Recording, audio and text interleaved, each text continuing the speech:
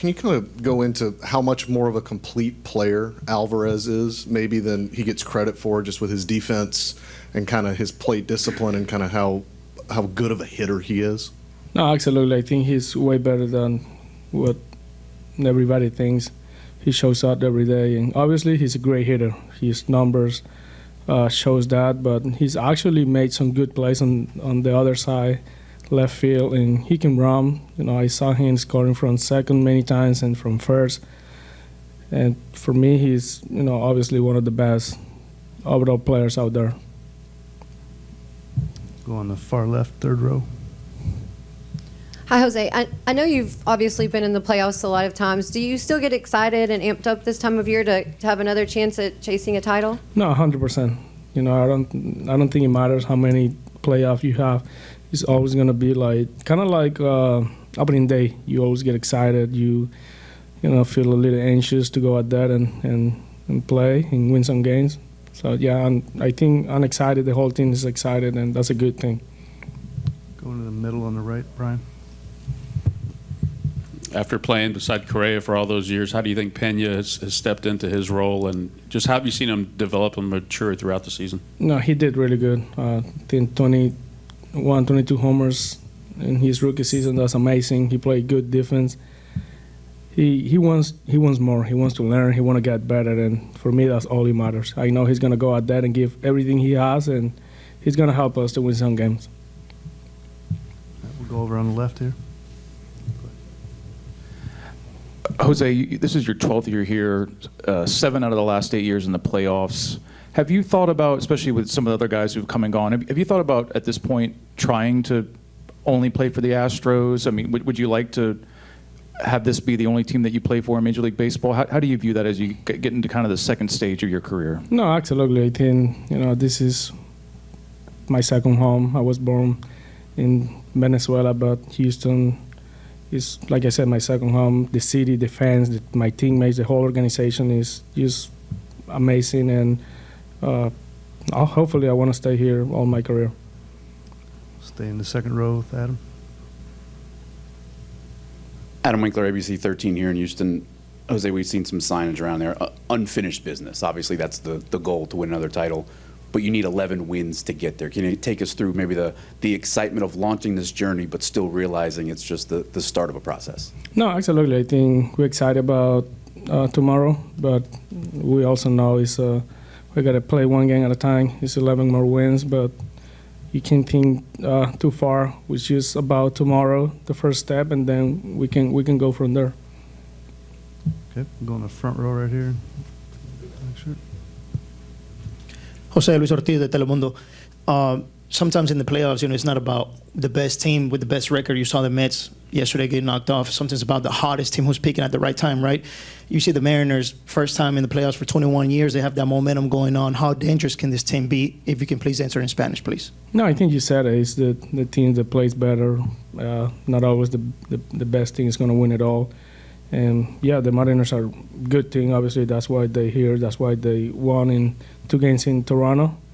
Yeah, we got to play a good game against them and, just make the plays, try to hit, score more runs than them, and, just go to the next series. ¿Me puedes contestar en español, por favor? Sí, claro. Como lo dijiste, no siempre el mejor equipo va a ganar.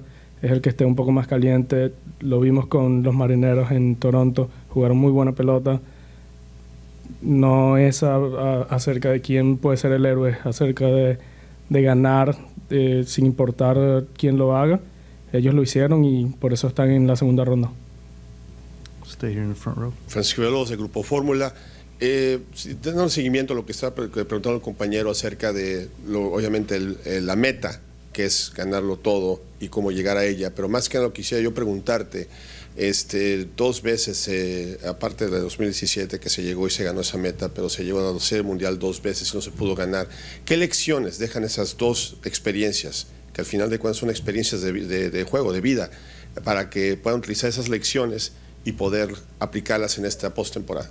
O sea, yo creo que todas las series son diferentes, de equipos diferentes, jugadores diferentes.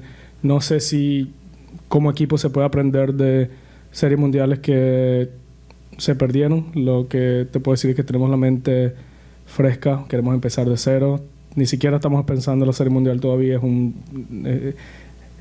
transcurso largo antes de llegar allá. Son 7 victorias, creo que hay que obtener, pero hay que empezar con una mañana que va a ser la más importante para nosotros. You say the answer in English, please, Jose. Yeah. Yeah, we're talking about World Series. I basically said that we need to win tomorrow before thinking beyond that. Obviously, we all want to win the World Series, but I think the most important game we have right now is tomorrow, and then we're going to go from there. Thank you. We'll go in the front row over here. Jose, Mark Berman from Fox here. It's an obvious question, but what does it mean to you and your teammates to have Justin Verlander out there in Game 1? It means a lot. He's just amazing, the way he pitched, the way he came back from injury. He's the right guy to have out there in Game 1, and we feel pretty confident about him, and we know what he's capable to do, and we all know he's going to go out there and be him. Go in the third row on the left. Did you still have something? Sorry, Jose. At the start of spring training, we asked your shortstop what it meant to make his own name, to not be Carlos Correa's replacement, but to show his own identity. How have you guys helped him through that so that he doesn't have to worry about trying to live in Carlos Correa and just be Peña?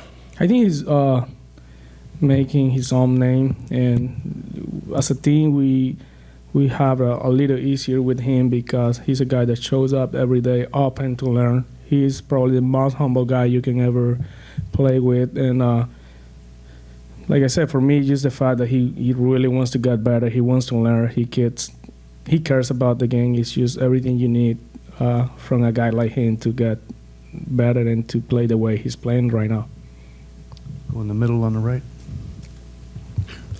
Jose, you were at the top of the league as far as leadoff home runs. How would you describe what it's like to jump on the pitcher early and help set that tone? And what can you share about maybe your approach early in the ball game like that? I think that's the kind of player I've been all my career, swinging early and late and in the middle. I like to swing the bat and just try to get one pitch I can really hit, and just I don't even trying to hit homers. I just trying to hit the ball hard and get on base.